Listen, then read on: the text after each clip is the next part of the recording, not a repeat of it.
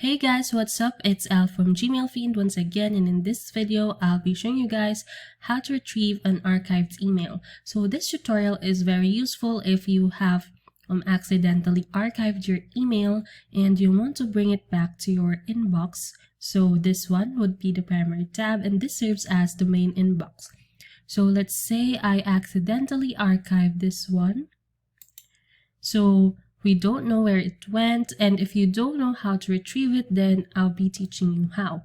So what you have to do is to go to the sidebar over here where my mouse pointer is at right now, and click more, and this drop down will show up. Now what you have to do next is to click all mail. So all mail has all your emails. It includes trash, spam, emails from your inbox, the main inbox, the one I showed you earlier. So the archived email from a while ago is this one.